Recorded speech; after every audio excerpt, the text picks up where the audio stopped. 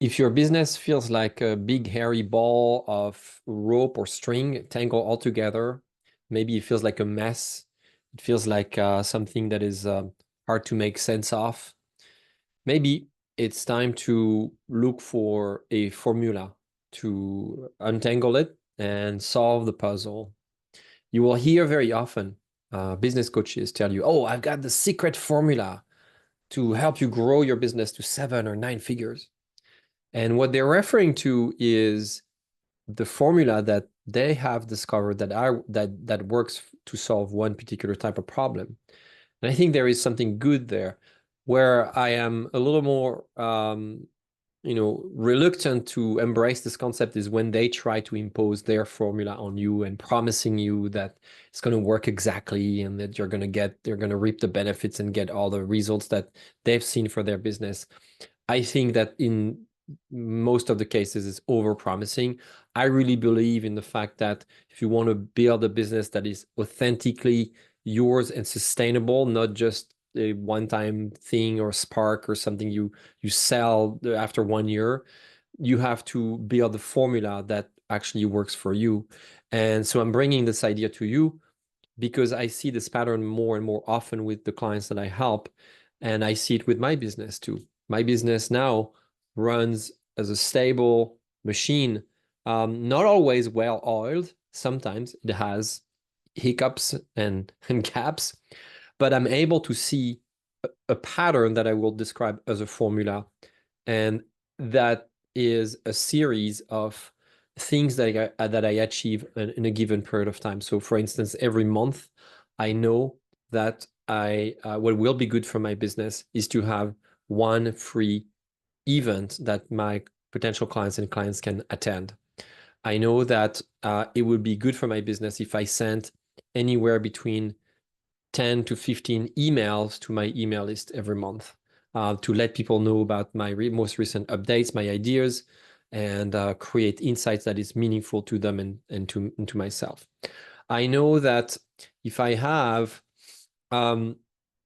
if I work on average about 45 to 48 hours a week, that is an amount that is absolutely manageable and healthy for me. I have the structure, the capacity that enables me to really tackle and address the targets that I want to address. So see, I'm able to describe my business as a system and a series of habits that I can quantify. That's what I mean by a formula. In that formula, there are inputs and there are outputs. And if you have maybe heard me talk about output goals before, that's what I'm referring to. Output goals are the goals that you can control, the things you can really predict, that you can lean into, schedule, and know when and how they're going to happen. So these are the outputs, is what you generate. The input is the time, the energy, maybe the money and other resources that you put into the formula so that this formula generates the output that you desire. A formula can be something that you can create. In fact, I think, in the early stage of exploring this concept for myself. So I don't have a framework yet to offer, but I'm working on it. But the way I'm envisioning it is maybe a succession of categories of activities that that work well for your business. I just gave you 2 or 3 examples. Just one more that just came to mind is planning. Maybe that planning is something you need to do on a monthly, quarterly, yearly basis, and it has to be done at a certain frequency, a certain way, and that needs to be part of the formula here for running a successful business. How about collaborations? Collaborations should also be part of your formula. So it's something that you can create from scratch. You can start actually look at what is already successful and happening in your business and start observing and writing down what you have noticed that are the good ideas that help your business be successful. That is the formula. In a few days, I will come up and I will share with you what my categories of activities are going to be. If you are interested in this exercise, please join me in exploring this concept. and comment below this video or ask me questions about how also I see this formula, how I see it maybe evolve over time, or what I have seen that works in my business and other businesses. So that it gives you ideas about how you create your formula.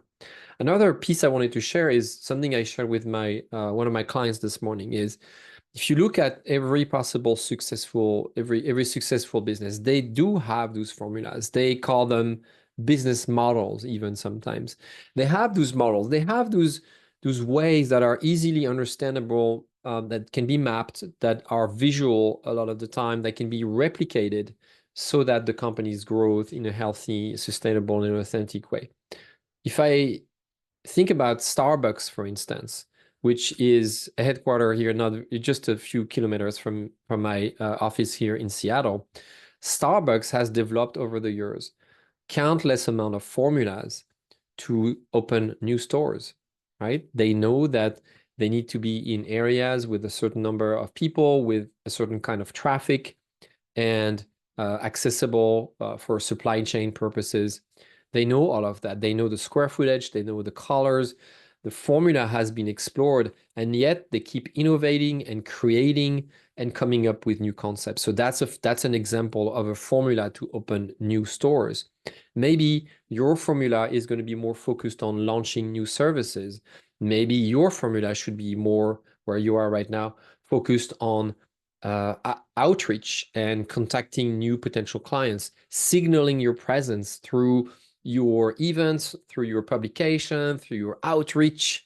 So, think about all those big companies. They don't reinvent the wheel every day. They do have, however, a research and development department that tests new version of their formula and that creates those new formulas all the time.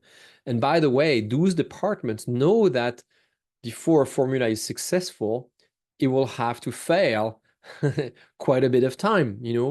9 experiments out of 10 are a failure until we get the formula right and we really understand how to make it work and replicate it, somewhere else. Another company that comes to mind is L'Oreal. L'Oreal is the #1 beauty company in the world. It's a French company. I'm very proud of that. Of course, L'Oreal understands that for each of their brand, if they want to be successful and continue to cater to their market, they constantly have to have their eyes on their success formula and on how to evolve those formulas. They know, for instance, for a given brand, that they have to do a certain number of launches per year. Maybe it's once a month or once every other month or once every 6 months, depending on the product. L'Oreal has many brands and many products. They know that they have to engage a certain number of times with their customers through research or events or campaigns. They know that they have to launch a certain number of press, PR, press relationship campaigns a year, and so on. They have those lists, and they're constantly making sure that they understand the formula that works, honing them and establishing them for more growth, right? So these are really, Starbucks, L'Oreal, one in France, one in Seattle. These are two really big examples, and I hope that through these examples, you can see the formula that they apply. Sometimes with these large corporations, those formulas are not so authentic. They are actually misleading, and that's unfortunate. And I didn't pick these examples to try to promote inauthenticity. In fact, that's the opposite. Here with MetaHelm, we're all about authenticity, which consists of aligning your decisions, your models, your formulas with your own values and who you are, because we believe that's a better way to build businesses and to promote better things in this world, including sustaining yourself and your businesses. So I took these examples because they're easily recognizable, but I want you to think about the formulas that feel true and honest to you and to your market. What works best with your market? What does resonate best with your market? What are the formulas that maybe create events or products or opportunities that your potential clients can afford, and not just in terms of money, but in terms of time.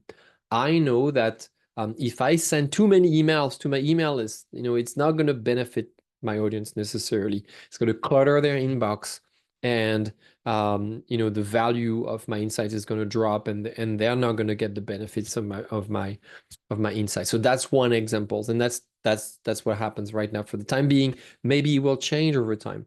But the idea here is to really understand, if you look at your business as a big hairy ball of strings and ropes, like I described from the beginning. And by the way, that problem will evolve over time. It will change. You will change. The conditions of the market will change. It's an adaptive problem. It's a big mess that feels like it changes over time.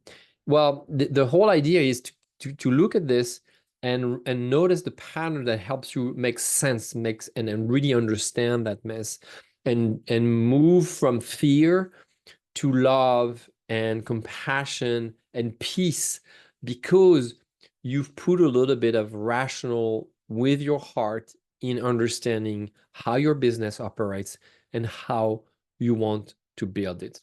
Right? Okay, so that's what I have to say about this concept for now, but I will come back with you. I will come back to you with other aspects of this concept of maybe your success, we will call it for now, your success formula, which we consist of finding the patterns and the things that work, that consist of your ideal diet. Another metaphor could be the diet or the recipe for business success. I hope this helps.